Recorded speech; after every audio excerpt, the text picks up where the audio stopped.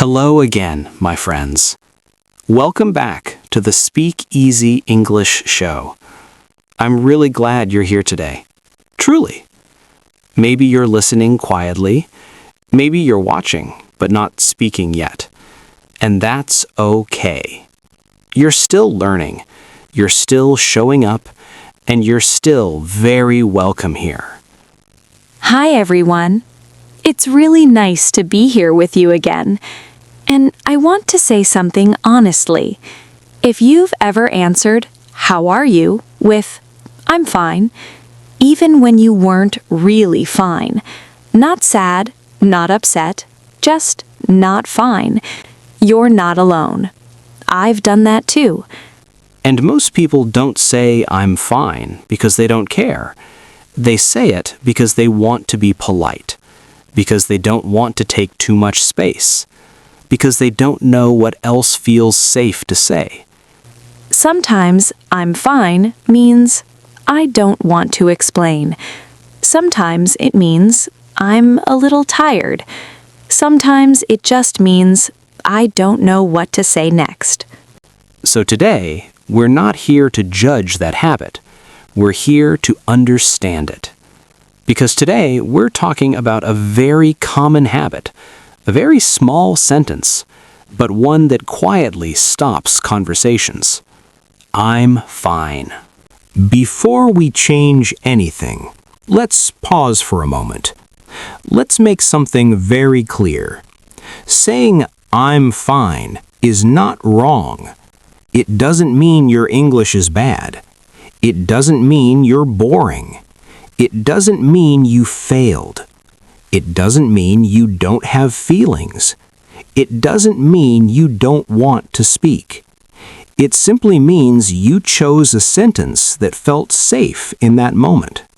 And choosing safety is not a mistake. Most of the time, "I'm fine" doesn't mean everything is perfect. It means I don't want to explain right now. I don't want to make things awkward. I don't want to say the wrong thing. Sometimes it even means I don't have the energy to talk. And that's okay. We all do this, in our first language too. We choose simple answers when our mind feels full. That's very human. Many learners think, "I'm always saying I'm fine because my English is weak." But that's not true. Most learners say "I'm fine" because their brain wants protection. Your brain is doing its job. It's trying to help you get through the moment without stress. It reaches for a sentence that feels quick, that feels familiar, that feels safe. And "I'm fine" has helped you many times. So today, we are not here to remove it. We're here to gently grow beyond it. Think about the last time someone asked you, "How are you?" Maybe you were tired. Maybe you were busy. Maybe you were okay, but not really in the mood to talk. Your brain had just a few seconds to choose something, so it chose the sentence it knows will not cause problems. That doesn't mean you're avoiding English. It means you're protecting yourself. And protection is not a bad thing.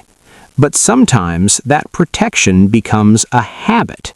And habits can quietly limit us, not because they're wrong, but because they stop us from being seen. So instead of saying, "Stop saying I'm fine," we're saying something much kinder. We're saying, "You can keep I'm fine and gently add one small thing." Because you don't need a big change. You don't need a long explanation. You don't need confidence first. You only need permission to say a little more when you're ready. And that permission starts here. Today is not about fixing you. You don't need fixing. Today is about giving your brain another safe option, so that when someone asks, how are you, you don't feel stuck between silence and I'm fine. You feel choice. And choice feels powerful. Because when you have choices, you don't panic. You don't rush. You don't disappear. You stay. And staying in the conversation is already progress. So let's agree on this together. Saying I'm fine was never a failure. It was a starting point. And now you're ready for the next step. A small one, a gentle one. No pressure, no performance. Just better options when you want them. And remember, you don't have to use them every time. You don't have to use them perfectly. Even trying once is enough. Because learning English is not about speaking more. It's about feeling safe enough to speak when you want to. And today, we're building that safety together. Let's talk for a moment about why I am fine so often ends the conversation. Not in a bad way, not in a dramatic way, just quietly. When someone asks you, how are you? Your brain actually has two jobs at the same time. First, to answer the question. Second, to help the conversation continue.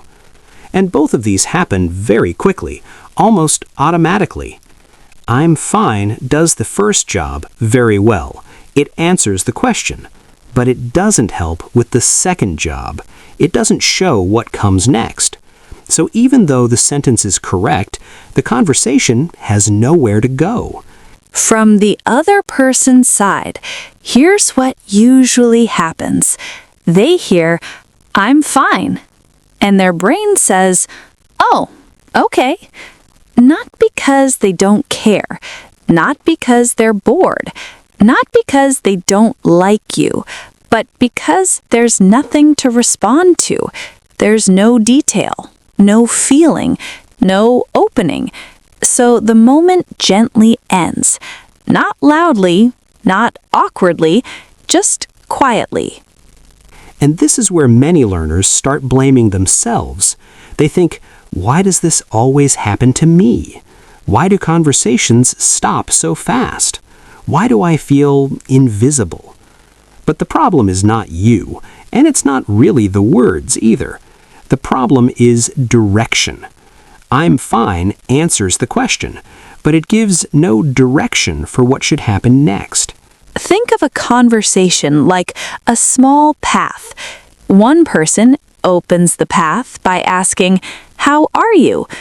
When you answer, you're supposed to place the next stone.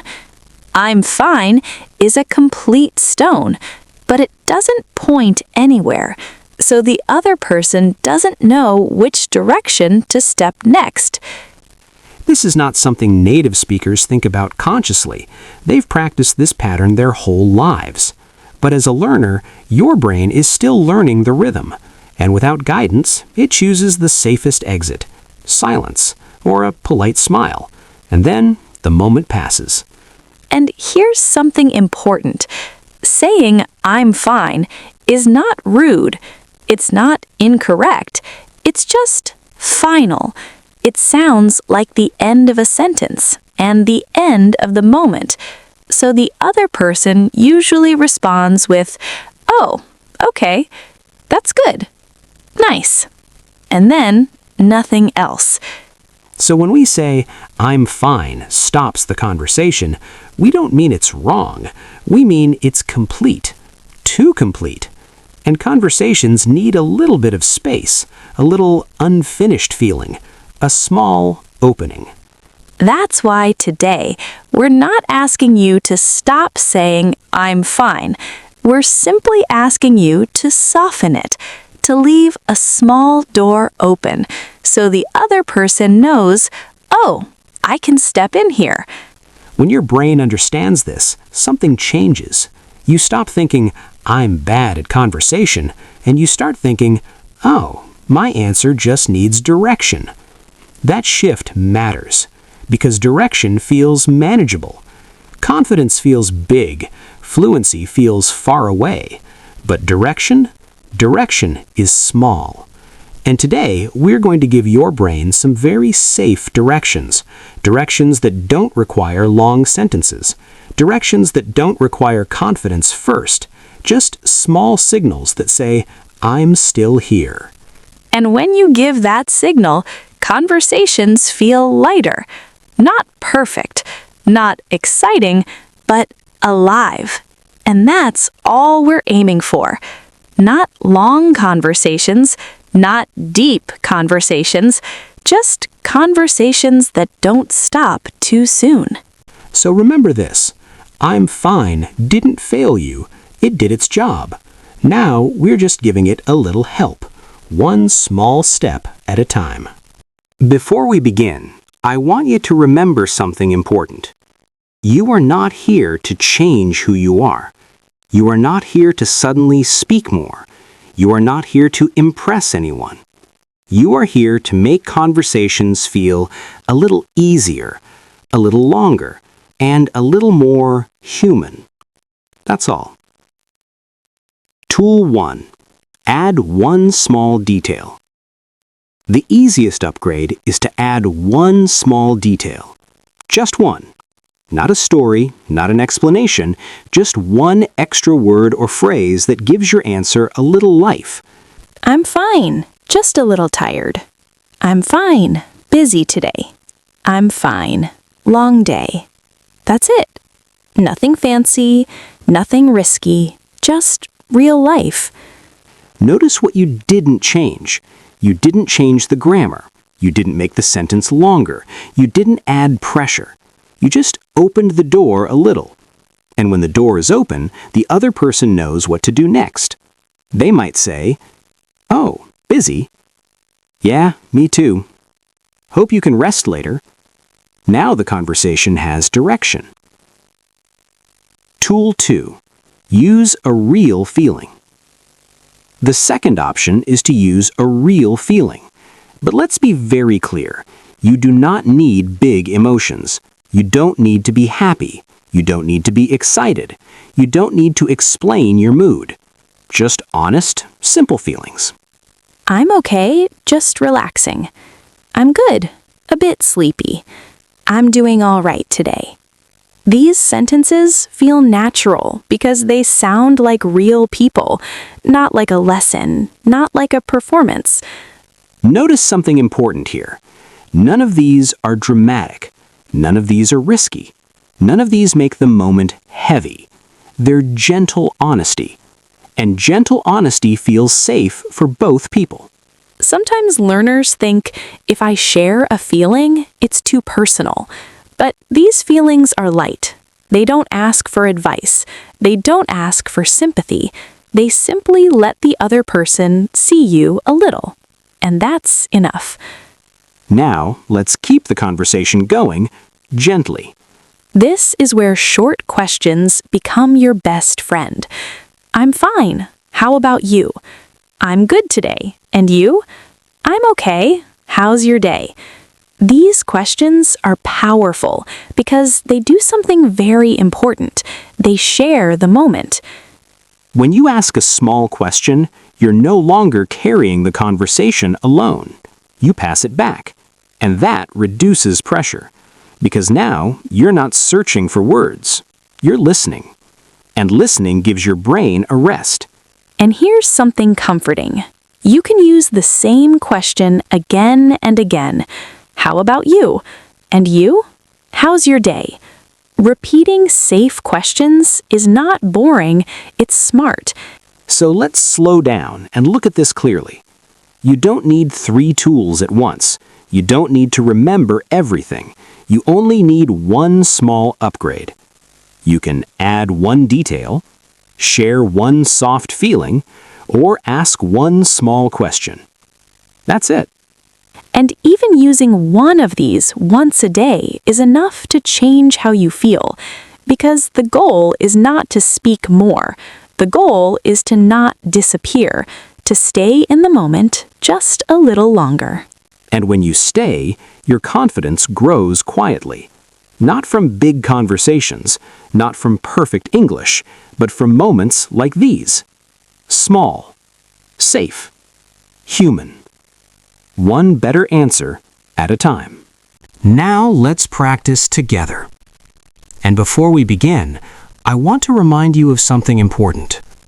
There is no pressure here. There is no performance here. No one is listening to judge you. No one is waiting for perfection. This is just a quiet space to try a few sentences and see how they feel. You can speak out loud or quietly in your mind. Both are learning. Both are real practice. Yes, both are perfect. If your voice feels ready today, you can let it come out softly. And if your voice feels shy, you can keep everything inside. Listening counts. Thinking counts. You're doing enough just by being here. So let's begin slowly. Imagine someone asks you, "How are you?" Take a small breath. No rush. "I'm fine, just a little tired." That's it. You didn't explain why. You didn't tell a story. You didn't need extra words. You answered, and you left the door open. Good. That already works. Notice how this feels. It's still simple. It's still safe. But now it sounds a little more human, a little more real. And that's enough. Now let's try another one. I'm okay today. And you? Pause. Yes, that's enough. You shared something small, and then you passed the moment back. Now the conversation doesn't belong only to you. And that's important, because when you share the conversation, your brain can relax. You don't have to think so fast. You don't have to search for the next sentence.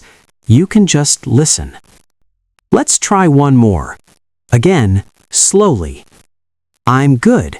Busy day. Good. That sentence does two things. It answers the question, and it gives a reason the other person can respond to. They might say, "Yeah, me too," or "Hope it gets easier." And suddenly, you're not stuck anymore. Beautiful. One sentence. One small detail. That's all you need. You don't need to sound confident. You don't need to sound fluent. You just need to sound present. Now, pause for a moment. I want you to notice something. You just practiced 3 answers. Not loudly, not perfectly, but calmly. And if you felt nervous, that's okay. If your voice felt slow, that's okay. If you only said them in your mind, that's okay. Practice doesn't need courage first. Practice creates courage.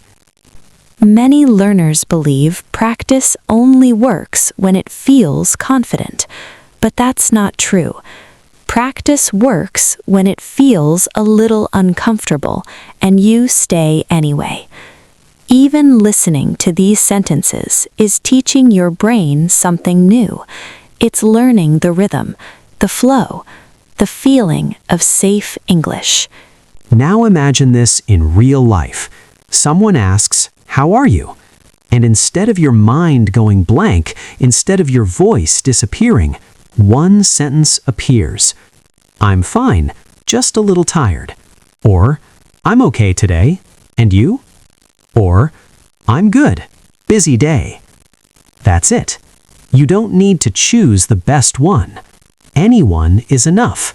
Because the goal is not to say something impressive. The goal is to stay in the conversation just a little longer. And if later today you forget everything, that's okay too. You can come back to this practice. You can listen again. You can choose just one sentence and keep it with you. Learning English is not about speed. It's about familiarity. And familiarity grows when you practice gently. So today, I want you to try one small thing. Just one. The next time someone asks, "How are you?" add one small detail. That's all. Because every time you do this, your brain learns something important. I don't need to hide.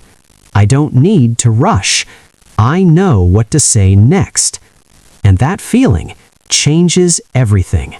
One calm sentence at a time. I once had a learner who said, "I'm fine," every time. Every single time. Good days, bad days, busy days, quiet days. Even on days when she wanted to speak more. Even on days when she had something to say but didn't know how to begin. She wasn't shy in life. She wasn't uninterested. She just froze right after that question. How are you? And when she said, "I'm fine," what usually happened? The conversation ended. Not suddenly, not awkwardly, just softly. People smiled. They nodded. They moved on. And every time that happened, she felt something small inside. Not embarrassment, not sadness, just a quiet feeling of, I could have said more. That feeling stays with people, not loudly, but gently. One day she told me, "I don't want to sound dramatic. I don't want to complain. I just don't want to disappear." And that sentence stayed with me, because that's exactly what many learners feel. They don't want attention. They don't want long conversations. They just want to stay for one more moment. So I didn't give her a big lesson. I didn't give her a list of sentences. I gave her one rule. After "I'm fine," add one word. Just one. Nothing more. And she chose? She chose busy. I'm fine. Busy. That was it. 2 words added. No explanation, no emotion, just a small detail. And something shifted, didn't it? Yes, not in her English, but in her brain. Because suddenly her answer had direction. People responded, "Oh yeah, busy with work? Same here. Hope you can rest later." And for the first time, she didn't feel like the conversation ended because of her. It continued because of her. And that's powerful, because the word wasn't special. Busy is a very normal word, but it gave her brain something it needed. A next step. Exactly. Her brain finally knew what came next. No guessing, no panic, no pressure. Just a simple pattern. I'm fine, busy. I'm fine, tired. I'm fine, long day. And once the pattern felt safe, she started relaxing. Her voice became steadier. Her pauses became shorter. Not because she practiced more, but because she felt safer. And that's something we don't talk about enough. Confidence doesn't come from knowing many words. It comes from knowing what to say next. Even one word can change how a moment feels. After a few weeks, she told me something beautiful. She said, "I don't feel stuck anymore." Not fluent, not perfect, just not stuck. And that's a big change. Because when you're not stuck, you stay. You stay in the conversation. You stay in the moment. You stay with yourself. So when we talk about small upgrades to "I'm fine," this is why it matters. Not to impress people, not to sound advanced, but to give your brain a gentle path forward. Because once your brain knows the path, the fear gets quieter. So if today all you remember is one thing, let it be this. You don't need better English. You just need one safe word that comes next. And that one word might be enough to change how conversations feel. Let's slow down for a moment and gently review what we learned today. Nothing new, nothing complicated, just a small reminder. You don't need to stop saying "I'm fine." You don't need to erase it from your mind. You don't need to feel bad about using it. "I'm fine" helped you before. It kept you safe. It helped you get through moments when words felt heavy. And that matters. You're not replacing it. You're just giving it a little support. Because today wasn't about speaking more. It was about giving your answer one small opening, a detail, a feeling, or a return question. That's it. Not all three, not every time, just one. And that one small addition changes how the moment feels. It gives the other person somewhere to step.